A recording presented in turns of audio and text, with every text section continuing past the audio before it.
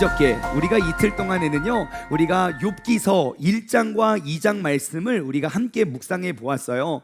여러분, 지난 목요일, 금요일, 토요일 3일 동안 우리는 욥기서 1장과 2장, 사실 욥기는 42장까지 있지만 우리가 읽고 재밌다라고 느낄 수 있는 건 이 앞에 몇 장과 뒤에 몇 장이거든요. 여러분, 어떻게 욥기 1장과 2장 말씀 묵상하셨죠? 저는 이것이 질문이에요. 도대체 몇 년이 더 지나면 여러분 묵상하셨죠? 하면 우레아 같은 라면이 나올 줄 저는 늘 기대하고 있는데요. 한 5년 외쳤는데 앞으로 여러분 2024년 동안 우리가 매일매일 말씀 묵상하는 그리스도인들 되길 소망합니다. 계속 물어볼 거예요. 자, 아무튼 욥기 1장과 2장 말씀을 묵상하면요, 우리 인생에 정말 어디서도 답을 얻을 수 없는 아주 귀한 질문이 던져지고 그에 대한 답을 얻을 수 있습니다. 제가 1장과 2장 내용을 간략히 요약해드리면, 욥기 1장에는요 동방에 욥이라는 사람이 살았어요. 근데 이 사람이 진짜 실존 인물인지 아닌지는 정확히 모르겠어요. 아무튼 욥이라는 사람이 살았는데 이 사람의 특징이 대단해요. 욥이라는 사람은 어떠한 사람이었냐? 이러한 사람이에요. 이제 다 가진 사람을 우리가 뭐라고 하죠? 만수르라고 하나요? 다 가진 사람, 미스터 에브리띵이라고 불리웠던 사람이 그 욥이에요. 왜냐하면 욥의 성품과 그의 믿음은 어떠했냐면, 욥기 1장 1절부터 보시면 그 사람은 온전하고 정직하여 하나님을 경외하고 악에서 떠난 사람이에요. 한마디로 믿음이 되게 좋고 믿음대로 삶을 살아온 사람이에요. 엄청 좋죠? 교회에서 제일 선망하는 그런 모습이죠. 자, 그러면 믿음 좋고 정직하고 세상과 타협하지 않는 사람이 세상에서 성공, 부를 많이 누립니까? 아닙니까? 보통 그런 사람 돈 벌기 힘들어요. 근데 욥은 그게 가능했어요. 온전하고 정직하고 하나님을 경외하고 악에서 떠난 삶을 살았음에도 불구하고 하나님이 그에게 복을 주셔서 그는 10명의 자녀들, 그러니까 7명의 아들들과 3명의 딸들이 10명의 자녀들이 있었을 뿐만 아니라 하나님이 그렇게 정직하고 거짓되지 않게 살았음에도 불구하고 물질적 축복을 얼마나 주셨느냐? 3절, 1장 3절 보면요, 그의 소유물은 양이 7,000마리요 낙타가 3,000마리요 소가 500결이요 암나귀가 500마리며 종도 많이 있었고 이 사람은 동방 사람 중에 가장 훌륭했던 사람이다. 우리 모두가 꿈꾸고 희망하는 그러한 모델이에요. 미스터 에브리띵. 근데 만수르가 믿음이 너무 좋아서 하나님을 선교하는 거랑 똑같아요. 그런 사람이 실존할까요? 안 할까요? 만약에 한다면 그 사람의 이름이 욥일 거예요. 그렇게 의로웠던 사람이에요. 평생 주님 앞에 정직하고 의로웠어요. 근데 하나님이 그의 삶을 유심히 지켜봤을 뿐만 아니라 그의 이름을 계속 자랑하고 다녔을 만큼 아름다운 삶이었어요. 하루는 마귀가 등장했어요. 마귀가 그래서 야, 너는 어디다 왔냐? 그러니까 제가 세상 이리저리 돌아다니다 왔습니다. 그래요. 그래, 그러니까 하나님이 또 마귀에게 자랑해요. 너 저기 동방에 사는 욥이란 사람 봤냐? 그러니까 마귀가 하는 말, 마귀는 항상 시험하고 이간질하는 존재라니까요. 하나님과 욥이 그 사랑하는 꼴을 못 봐가지고 방해해요. 그거 다 하나님이 다 뒤봐줘서 그런 거 아닙니까? 하나님이 그의 소유물을 한번 떨어뜨려 보십시오. 그러면 하나님 버릴 겁니다 라고 이야기를 해요. 그 말씀이 바로 여기 1장 11절에 있어요. 10절과 11절 제가 읽어드릴게요. 주님께서 그와 그의 집과 그의 모든 소유물을 울타리로 두르심 때문이 아닙니까? 주님께서 그의 주님의 손으로 하는 말을 그의 손으로 하는 말을 복되게 하셨으니까 그의 소유물이 땅에 넘치는 거 아닙니까? 그러면서 이렇게 제안해요. 이제 주님의 손을 펴서 그의 모든 소유물을 치소서. 그리하면 틀림없이 주님을 향하여 욕하지 않겠습니까? 그래요. 이것은 마귀의 제안이에요. 근데 하나님이 이렇게 대답해요. 1장 12절, 여호와께서 사탄에게 이르시되 내가 그의 소유물을 다 내 손에 맡기노라. 다만 그의 몸에는 네가 손을 대지 말라. 그래요. 그러면 우린 여기서 이런 질문이 생겨요. 욥에게는 왜 시험이 왔을까요? 사탄이 시켰을 때 우리가 욥기를 볼 때마다 그런 질문 던지거든요. 왜 하나님 허락해 주셨냐는 거예요. 욥에게 그렇게 힘들고 어렵고, 지금 욥기 2장이고요 3장부터 고생을 시작해서 38장까지 고생해요. 그렇게 뻔히 힘들 거 알면서 왜 하나님께서 허락해 주셨냐는 거죠. 우리의 질문은 그거 아닙니까? 그죠? 자, 그래서 예수님 하나님께서 시험을 허락한 이유는 그것이에요. 욥의 믿음의 한계를 확장시키기 위함이에요. 욥의 믿음을 시험하기 위함이에요. 무엇이냐? 마귀의 생각에는 욥이 이렇게 하나님을 경외하고 순종하고 예배 잘 드리는 이유는 하나님께서 그에게 이러한 물질도, 이러한 자녀도, 이러한 복을 주셨기 때문입니다. 그러니까 마귀가 보는 욥은, 욥의 믿음의 주인은, 욥의 믿음의 기준은 어디에 있습니까? 자녀에게 있을 것이다, 물질에게 있을 것이다, 그의 평탄한 삶에 있을 것이다 라고 마귀는 유혹을 해요. 근데 하나님은 아셨어요. 아니야, 욥은 그런 사람 아니야. 욥에 있던 모든 소유물을 다 가져가도 욥은 나를 진정으로 사랑하는 사람이야. 그의 믿음의 주인이 누구인지를 시험하기 위해서 허락하신 거예요. 마치 아브라함에게 이삭을 요구했던 것처럼 똑같은 시험이에요. 아브라함이 하나님의 말씀을 듣고 본토 친척 아버지의 집을 떠났어요. 오랜 세월 가운데 내가 너를 통하여 아들을 주겠다. 75살에 받았던 약속, 100살의 아기를 낳았어요. 근데 그 아들이 자라나서 그 아들을 바치래요. 그 시험도 똑같잖아요. 네가 나를 따르는 이유와 목적이 내가 너에게 준 그 복 때문에 너는 나를 따르는 것인지, 아니면 복이 아니라 복 주시는 하나님 때문에 나를 믿고 따르는지. 그래서 욥에게 있던 모든 것들을 쳐요. 욥기 1장 13절부터의 내용이에요. 그 모든 상황들이 하루아침에 잃어버려요. 갑자기 한날 어떠한 일이 발생하냐면 내가 있던 모든 짐승들 다 뺏겨가고 종들은 다 죽었어요. 그 보고를 하고 있는데 다른 종이 와서 또 다른 물건들을 다 뺏기고 또 죽었어요. 그 이야기를 하고 있는데 또 한 사람이 와서 당신의 10명의 아들들, 자녀들이 잔치하고 있는데 건물이 무너져서 다 깔려 죽었어요. 나의 모든 소유물들을 다 뺏겼다고요. 그때 욥의 고백이 어떠한지 아십니까? 기가 막힙니다. 욥기 1장 20절. 욥이 일어나, 그가 어려운 상황이 딱 펼쳐졌을 바로 그때입니다. 그냥 앉아서 쉬고 회개의 때를, 기도의 때를, 예배의 때를 기다렸던 게 아니에요. 바로 그 순간 일어나서 나의 겉옷을 찢고 머리를 밀고 땅에 엎드려서 예배합니다. 그러면서 나의 모든 소유물을 잃어버렸을 때에 욥이 했던 고백이에요. 이르되, 욥기 1장 21절이에요. 이르되 내가 모태에서 알몸으로 낳았사온즉 또한 알몸이 그리로 돌아갈 것입니다. 주시니도 여호와시기요 거두시니도 여호와이시니 여호와의 이름이 칭송을 받을 것입니다. 그리고 이렇게 결론을 지어요. 이 모든 일에 욥이 범죄하지 아니하고 하나님을 향하여 원망하지 아니하니라. 우리는 이 1장 22절 말씀을 통해서 우리가 뭘 볼 수 있는지 아십니까? 욥의 삶의 주인이 누군지 우리는 볼 수 있어요. 욥은요, 그 물질이 주인이 아니었어요. 물질을 빼앗겨도 하나님 사랑해요. 욥은 자녀가 주인이 아니었어요. 자녀를 잃어버렸는데도 하나님을 경외하고 내가 범죄치 않았어요. 그럼 오늘 이 장면을 통해서 나의 삶의 주인은 누구인지 점검해 보십시오. 우리 인생의 환경은 계속 바뀌어요. 돈은 있다가도 없는 거예요. 근데 돈이 없어짐을 통해서 하나님과 관계가 멀어진다. 그게 내 주인이에요. 자녀가 착한 일 할 때도 있고 속썩일 때도 있어요. 하지만 자녀가 무너짐에 의해서 내가 무너진다면 내 삶의 주인은 자녀가 될 수 있어요. 다른 말로 우상일 수 있겠죠.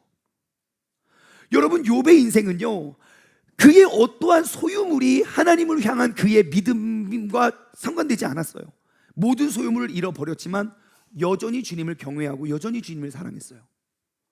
여기서 끝나고 또 다른 은혜와 축복이 따라오면 아주 좋으련만 마귀는 거기서 시험을 끝내지 않아요.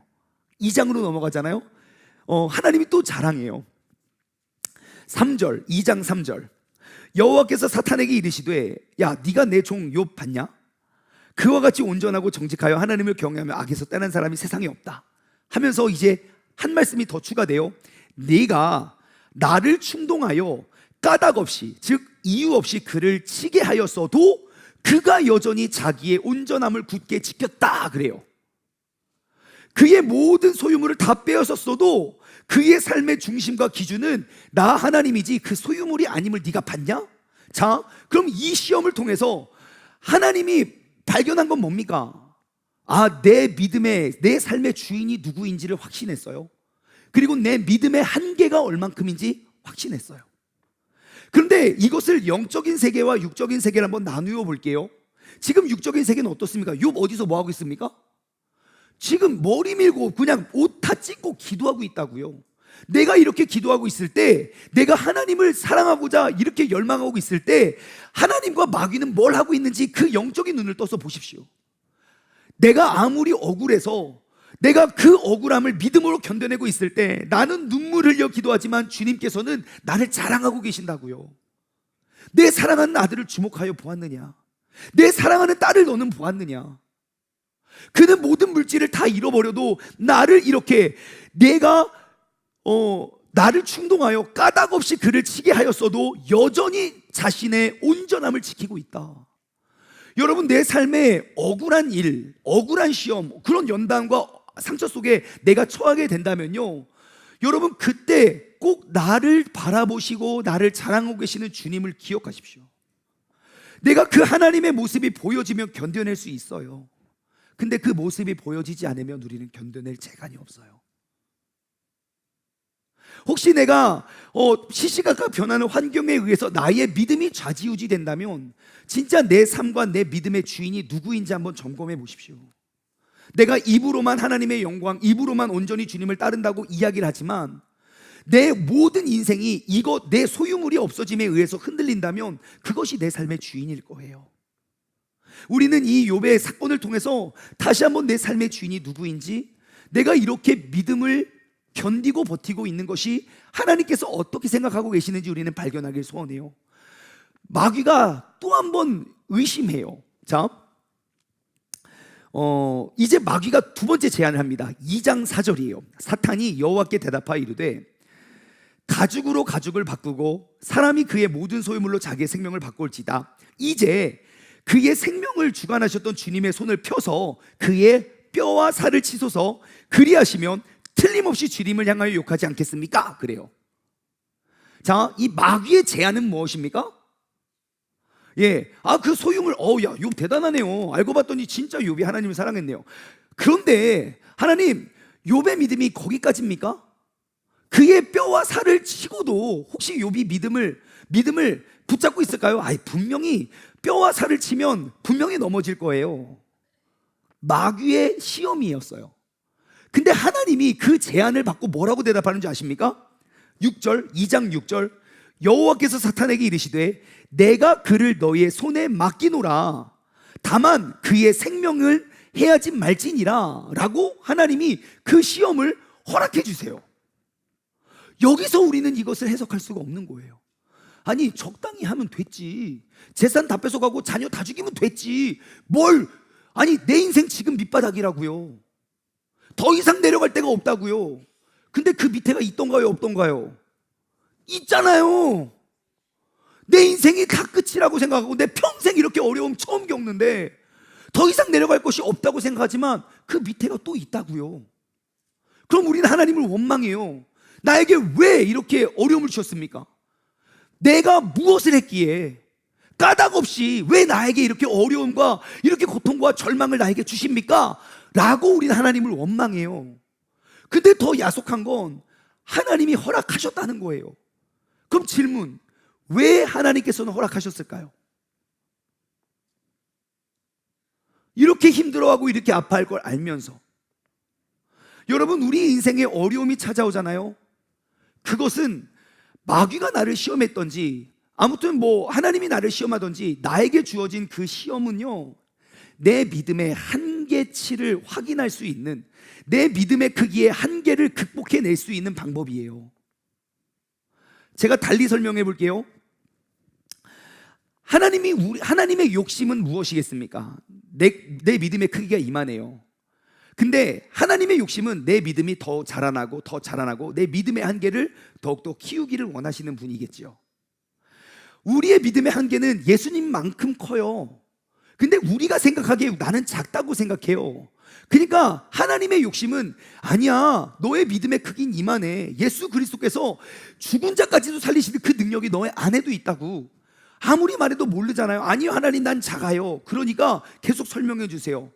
그 믿음의 한계를 키워내기 위해서 우리에게 어려움을 허락해 주시는 거예요. 욥기 2장을 통해서 우리가 알 수 있는 건 하나님께서 그에게 그 시험을 허락한 이유가 무엇이겠습니까? 욥은 능히 자신의 뼈와 살을 쳐도 이겨낼 수 있다는 확신을 가지고 허락한 거예요. 내가 질 게임을 뭐하러 합니까? 하나님이 통치자인데 내가 넘어져서 쓰러질 거면 맞겠죠.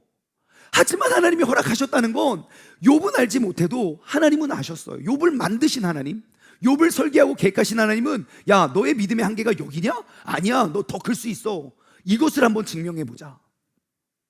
가만히 생각해 보세요. 우리가 맨날 기도하는 게 뭔가? 나의 믿음의 한계를 점점점 작게 만드는 걸 기도하지 않습니까? 세상의 안락함과 편안함과, 즉 하나님께 기도하지 않아도 편안하게 살 수 있는 걸 우린 기도하잖아요. 여러분, 30년 40년 전과 오늘 아이들을 비교해 보십시오.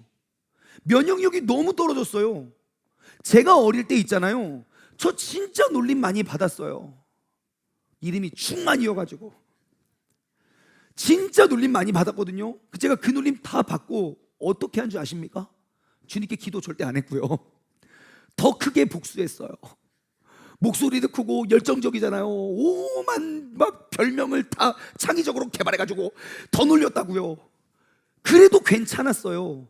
욕 먹고 욕하고 그냥 쌤쌤, 그리고 맨날 싸우고 맨날 화해하고 그러고 놀았다고요. 근데 지금 제가 옛날에 놀렸듯이 놀리면 저는 100번 1000번 잡혀갔을 거예요. 아마 인격 모독이니 뭐니 해가지고 차마 뭐라고 할 수도 없어요. 제가 왜 그랬습니까? 면역력이 약해졌어요. 그냥 스쳐 지나가는 말에도 상처를 받고 있다고요. 우리가 그거 기도하는 거 아닙니까? 하나님, 내 믿음의 한계를 더 줄여주세요. 어떠한 어려움도 나는 겪을 수가 없어요. 내게 시험 주지 마세요. 어려움 지나가게 해주세요. 억울해 날 지나가게 해주세요. 그러니까 하나님이 그 기도 안 들어주시는 거예요. 왜요? 하나님이 원하시는 건 내 믿음의 한계를 키우기를 원하시는 거거든요. 나를 지으신 하나님의 뜻과 계획이 내가 이 작은 믿음의 한계를 점점점 줄여가는 걸 원치 않으세요. 그래서 시험이 내게 다가온 거예요. 그러므로 나의 시험을 통해서 내 믿음의 한계치를 넓히시길 바랍니다. 때로는 내가 잘못해서 그 죄의 책임을 받을 수도 있어요. 하지만 때로는 내가 잘못한 것 없이도 어려움에 처할 수 있어요. 그때가 바로 내 믿음의 한계를 키울 때예요. 내가 생각하는 나보다 나를 생각하신 하나님의 계획은 더 크구나. 더 억울함도 참을 수 있구나. 욥은 몰랐어요. 욥은 힘들어하죠. 하지만 그 어려움을 통하여 하나님께서 욥에게 마지막에 나와요. 이전에 욥에게 주었던 너 하나님, 나 너무 과분해서 이거 감당할 수가 없어요 할지 몰라도 하나님의 계획은 그것보다 배로 많은 축복을 주세요. 그 나이 먹고 애를 더 많이 낳는다고요. 물질도 더 많아지고. 그것은 하나님의 계획 안에 있을 때 발견할 수 있는 거예요. 그러므로 여러분, 만족하지 마십시오. 어려운 일을 통해서 나의 믿음의 한계를 넓혀갈 수 있는 저와 여러분 되기를 소망합니다. 그래서 욥의 뼈와 살을 쳐요. 그러면 이 뼈와 살이 뭔지 말씀을 통해서 답을 찾아봐야겠죠. 자, 7절. 사탄이 이에 여호와 앞에서 물러가서 욥을 칩니다. 욥을 딱 치니까 뭐 어떻게 치냐면요, 그의 발바닥에서 정수리까지 종기가 난 거예요. 너무 간지러서 긁는데 이게 시원하지가 않는 거예요. 그래서 어떻게 하냐면 8절, 욥이 재 가운데 앉아서 질그릇 조각, 그러니까 유리 깨진 거 조각을 가지고 몸을 벅벅벅 긁고 있는 거예요. 왜요? 뼈와 살을 치라고 했잖아요. 살이 뭔지는 알 것 같아요. 그리고 9절에 보면 새로운 등장인물이 등장해요. 누굽니까? 그의 아내가 등장해요. 그의 아내가 와서 말합니다. 당신이 그래도 자기의 온전함을 굳게 지키려고 하느냐? 차라리 하나님 욕하고 죽어버려라. 야, 하나님 저주하고 그냥 너 저주받아 죽어버려. 야, 이게 무슨 하나님이냐? 네가 그렇게 잘못한 거였는데 이렇게 큰 시험을 허락한 거, 야, 그거 하나님 아니야. 그냥 저주하고 죽어버려 라고 여자가 이야기를 해요. 그때 그래서 저는 알았어요. 여자가 아담이 그러죠. 창세기 2장 말씀에 보면요, 이는 내 뼈 중에 뼈요 살 중에 살이다 그래요. 그 아내의 역할이 중요하구나. 아내가 남편을 세워주면 어떠한 어려운 상황 속에서 견뎌낼 수 있지만, 아내가 남편을 무시하고 욕하기 시작하면 무너지는구나. 왜요? 내 뼈와 내 살이 되니까요. 어떠한 물질보다 내 자녀보다 귀중한 게 내 아내, 내 남편이라고요. 그러므로 우리가 아내면 남편은 뭐 해야 됩니까? 서로 세워주시기 바랍니다. 혹시 여기 부부 같이 계시는 분 세워주시기 바랍니다. 시작. 좀 이렇게 세워주시기 바랍니다. 자, 그렇게 해서 아내가 저주하라고 해요. 자, 그 결과 10절, 그가 이르되, 욥이 대답합니다. 그대의 말이 한 어리석은 여자의 말과 같다. 우리가 하나님께 복을 받았은즉 화도 받지 않겠느냐 하고 이 모든 일에 욥이 입술로 범죄하지 않아요. 그래도 견뎌요. 그래도 버텨요. 그리고 나서 11절이에요. 그 다음에 오늘 본문으로 넘어와 볼까요? 3장 1절.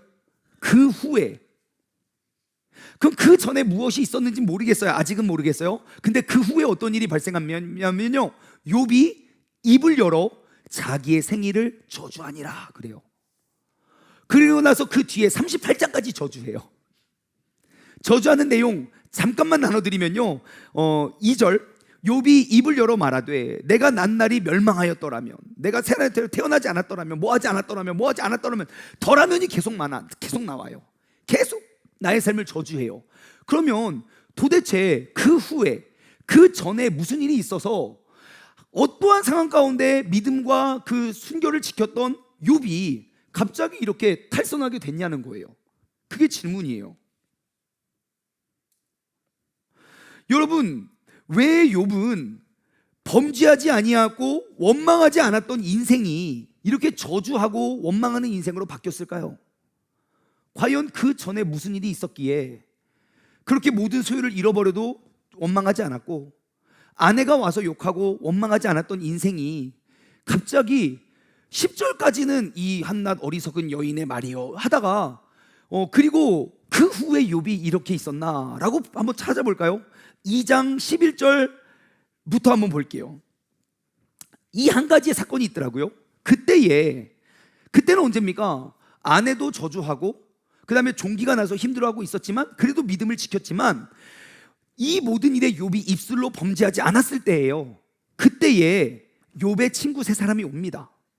모든 재앙이 그에게 내렸다 함을 듣고 각기 지역에서 이르렀어요. 즉 대만이라는 곳, 수아라는 곳, 나아라는 곳, 엘리바스, 빌닷, 소발, 이 세 명이 각기 세계에 흩어져 있는 사람이 욥이 힘들고 어렵다는 이야기를 듣고 뭐예요? 와가지고 이렇게 이야기합니다. 그의 욥을 11절, 그들이 욥을 위문하고 위로하려고 서로 약속해서 모였어요.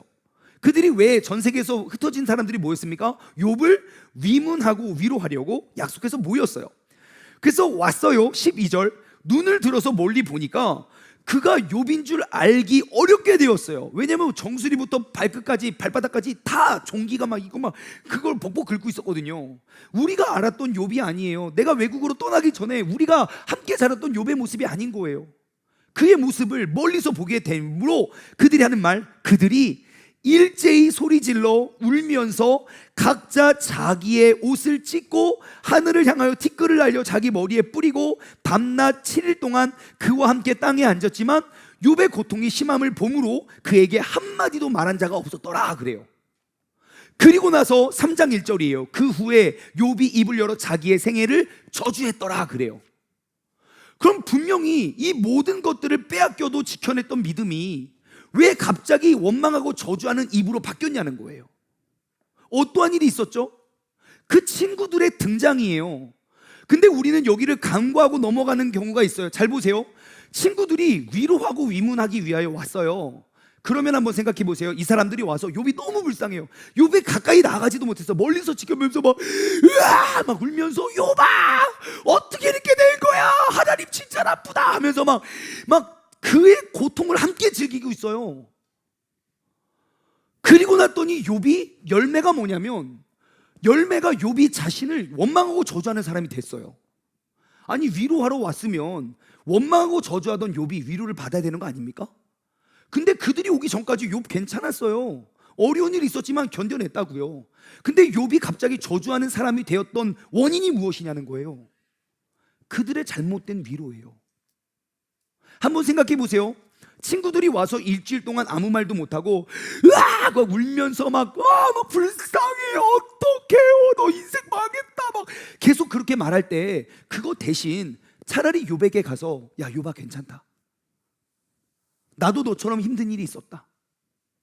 하지만 하나님께서 너를 세워주고 너에게 힘줄 수 있는 사람이고 너 알지 못하느냐? 일주일 동안 욥을 그냥 계속 그렇게 했었다면 욥이 어떻게 했을까요? 원망하지 않았을 것 같아요. 저는 이 말씀을 읽고 또 읽는데 이러한 단어가 떠올리더라고요. 감염이라고요. 우리 인생에는요, 나 혼자 사는 인생이 아니기 때문에 나에게는 그 감염, 그 바이러스가 늘 나에게 있어요.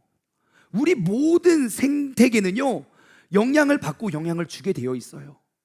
참 신기해요. 기쁨도 감염돼요.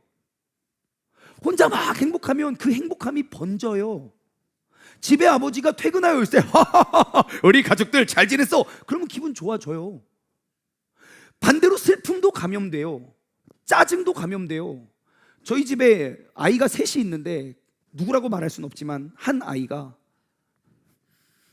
아무 이유도 없이 원인도 없이 짜증을 내는 친구가 한 명 있어요. 저는 기분 되게 좋거든요.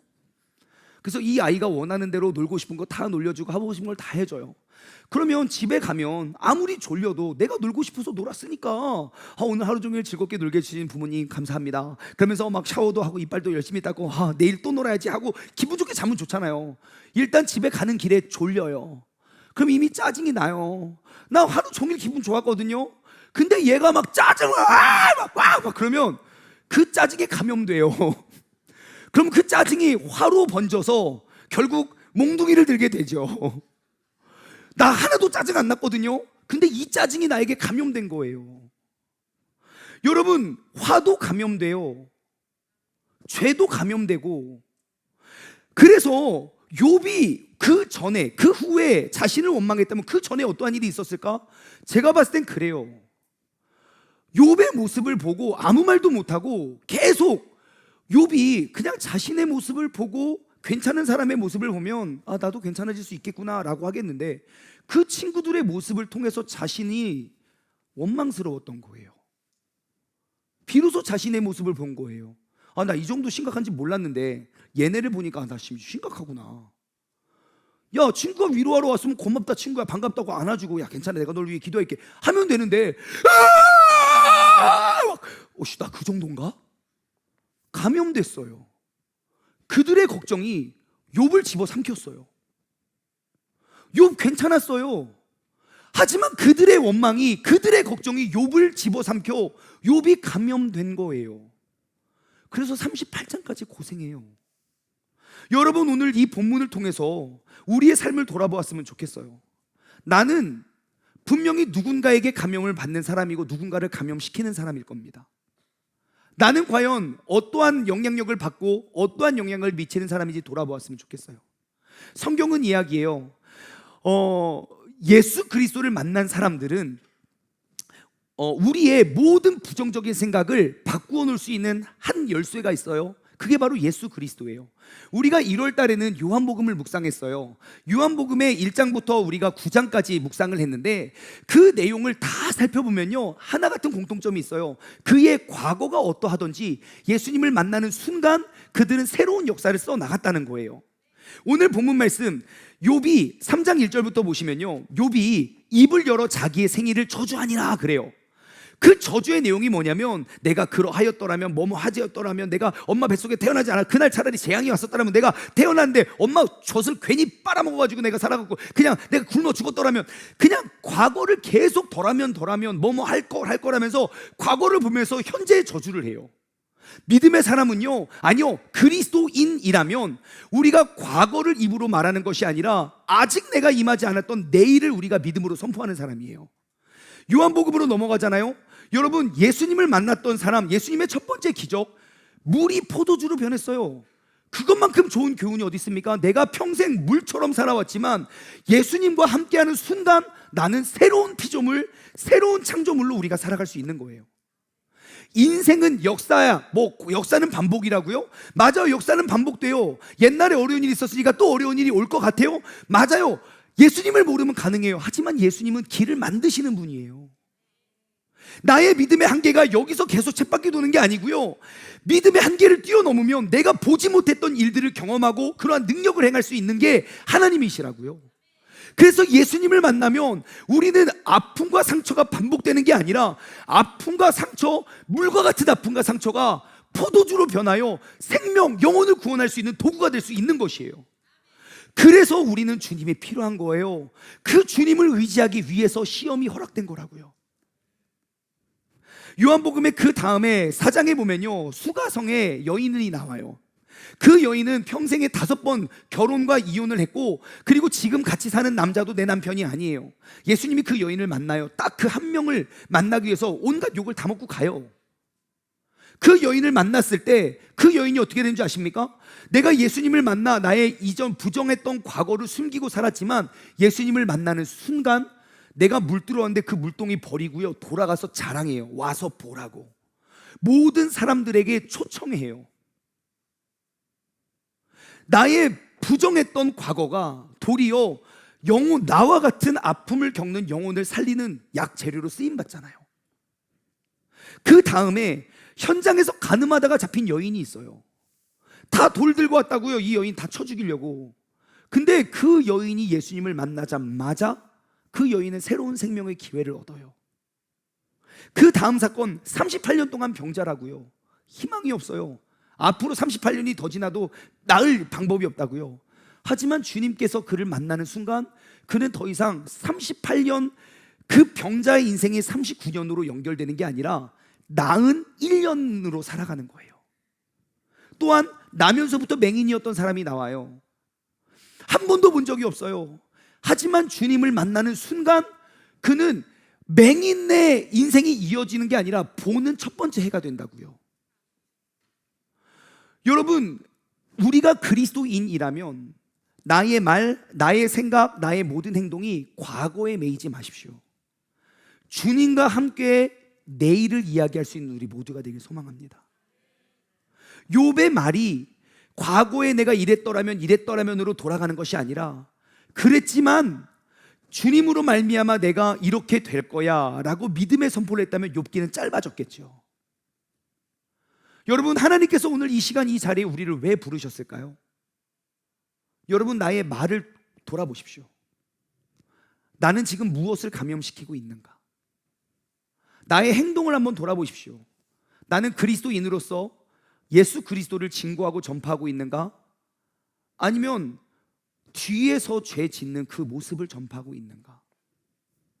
오늘 이 시간 이 자리에 우리를 예배 자리로 초청하신 하나님의 계획, 하나님의 욕심은 무엇이겠습니까? 내가 이 자리 오기 직전까지 내가 물로 살았었지만 이 시간 이 순간 예수 그리스도를 만난다면 우리는 새 역사의 첫날을 살아가는 거예요. 여러분, 내가 과거와 죄와 사망으로서의 전염자가 아니라 이제는 오직 예수 그리스도에 우리가 감염되어 예수 그리스도를 감염시킬 수 있는 우리 모두가 되기를 소망합니다. 이제는 우리 주 예수 그리스도로 말미암아 새 삶을 얻어서 이제는 우리가 모여있는 우리가 이제 칭찬을 감염시키고요, 희생을 감염시키고요, 인내와 오래 참음을 감염시키고요, 내가 이해하고 용서하고 용납하는 것을 감염시키고요, 우리가 그러한 건강, 이러한 모든 것들을, 아름다운 것들을 감염시켜낼 수 있는 믿음의 공동체가 되기를 소망합니다. 이것은 개개인이 절대 할 수 없어요. 그래서 하나님이 우리를 공동체로 불러주신 거예요. 세종중문교회가 예수 그리스도께서 주인 되시는 교회라면 우리 교회에 의해서 이 도시는 감염되고 이 나라가 변화될 줄 믿습니다. 적용 질문 드립니다. 첫 번째, 여러분 한번 삶을 돌아보십시오. 나의 인생에 내가 욥처럼 세상에 태어난 것을 후회하거나 원망한 적이 있습니까? 우리의 인생을 살다 보면 되게 후회스러울 때가 많아요. 저 진짜 후회 많이 했어요. 지난 주일날 설교 때 잠깐 나눠드렸던 것처럼 제가 주님을 인격적으로 만나기 전까지 저는 평생 숨어 지내고 갇혀 지냈던 사람이었어요. 근데 예수 그리스도를 내가 인격적으로 경험하는 순간 그 후회와 원망이 나와 같은 어려움과 상처 속에 있는 사람들을 구원해내는 그러한 도구가 되더라고요. 제가 왜 청소년부 아이들, 어린아이들을 좋아하는 줄 아십니까? 제가 그때 저는 꿈이 없이 살았었기 때문이에요. 잘못된 꿈을 위해서. 근데 이 아이들을 볼 때마다 전 요즘에 너무 눈물이 나요. 내가 낳은 아이들도 아닌데 진짜 막 눈물이 너무 많이 나요. 아이들이 너무 잘 자라주어서. 한번 이번 한 주 동안 돌아봤으면 좋겠어요. 내가 세상에 태어난 걸 후회하고 원망했던 적은 없었던가? 그럼 그 답은 무엇인가? 두 번째, 나는 사는 것이 힘들고 외로워서 무거운 짐을 내려놓고자 죽음을 생각했던 적은 없었는가? 저도 있었거든요. 저 중학교 3학년 때 내가 고등학교를 떨어졌다는 사실을 발견하고 내 아버지 인생에 도움은 되지 못하면 좀 먹칠을 하지 말자. 나 온갖 먹칠을 다 했구나. 그래서 저 유서까지 썼다고요. 유서까지 진짜로. 그랬던 사람이었어요. 하지만 예수 그리스도를 만난 다음에 그렇게 창피하고 부끄러웠던 과거가 반복되지 않아요. 지금 자랑하듯 말하잖아요. 그랬던 중만이가 이렇게 되었습니다. 예수님 안에서 우리는 새로운 길이 열린다고요. 여러분, 우리 모두를 그런 도구로 삼기 위해서 주님께서 우리를 부르셨어요. 마지막으로 세 번째, 그럼 나는 무엇을 감염시키고 있습니까? 여러분, 내가 하는 행동과 말과 그런 모든 것들은 누군가에게 영향력을 끼칩니다. 4명이 모여 있어요. 한 명이 공부하잖아요. 그럼 어떻게 되는 줄 아십니까? 한 명만 공부합니다. 근데 4명이 모여 있어요. 한 명이 게임하잖아요. 그럼 어떻게 되는 줄 아십니까? 3명은 구경합니다. 그게 죄의 힘이에요. 근데 생각해 보세요. 4명이 모여 있어요. 3명이 공부하잖아요. 그럼 한 명은 뭐 할까요? 공부합니다. 그게 공동체의 힘이에요. 저는 어려서 오락실 갔다가 엄마한테 많이 끌려왔거든요. 오락실에는 창문이 없어요. 해가 지는지 드는지도 몰라요. 근데 열심히 오락실에 갔다 오면 엄마가 와서 항상 제 귀를 잡고 집까지 끌고 가셨어요. 근데 귀가 아직도 붙어 있는 거 보면 튼튼한 것 같아요. 근데 오락실은 내가 돈이 있어야 갈 수 있는 거 아닙니까? 돈이 있을 때 가서 오락하고 돈이 소진되면 돌아오는 게 맞잖아요. 근데 저는 돈이 없어도 오락실에 갔어요. 왠지 아십니까? 구경하러. 제가 오락실에 가서 3시간 구경하다 왔어요. 그럼 저 오락했습니까? 안 했습니까? 한 거예요, 여러분. 저 오락 안 했다고요. 당당하게 말할 게 아니에요. 그 안에 있으면, 죄의 무리 가운데 있으면 공범이에요. 여러분, 내가 그리스도인으로서 우리가 그리스도를 감염시키지 않는다면 우리는 세상에 감염당해요. 이제는 우리가 과거에 매여 있는 것이 아니라 새로운 나를 만들어 갔으면 좋겠어요. 오늘 이 찬양 부르고 우리가 기도로 마치길 원하는데요, 나의 모든 아픔과 상처와 그런 모든 잘못된 과거, 그것에 감염되면 가장 먼저 떠나는 게 감사입니다. 내가 숨을 쉬는 게 원망스럽고, 내가 지금 이 어려운 상황이 원망스럽고, 여러분 꼭 기억하십시오. 예수 그리스도를 만남은 내가 잃어버린 것을 보면 원망밖에 안 나거든요. 근데 예수님은요, 그 잃어버린 상황 가운데 남겨진 것을 보게 해주세요.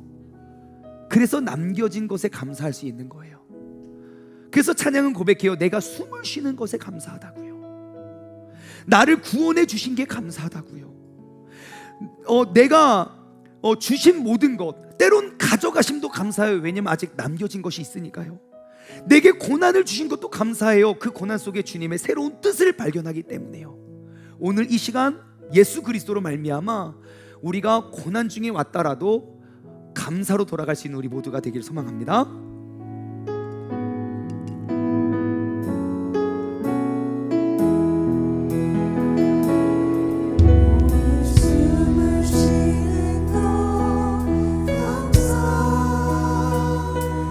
나를 구원하신 것 감사. 내 뜻대로 안 돼도 주가 인도하신 것, 모든 것 감사. 내게 주신 모든 것 감사. 때론 가져가심도 감사. 내게 고난 주셔서 주 뜻 알게 하신 것, 모든 것 감사. 주님 감사해요. 주님 감사해요. 내가 여기까지 온 것도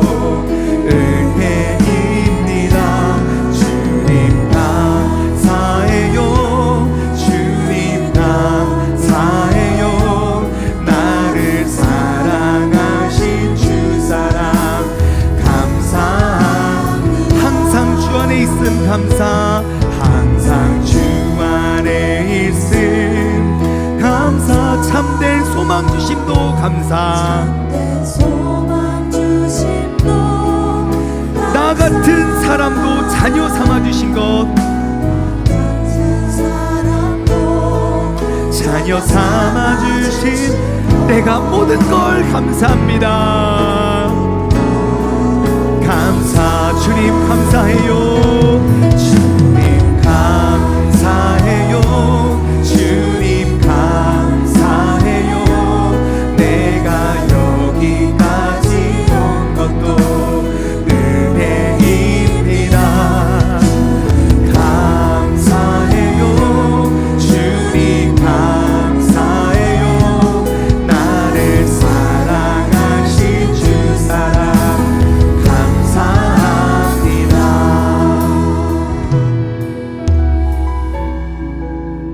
주님, 오늘 이 시간 이 자리에서 우리는 주님께 감사를 고백하길 원합니다.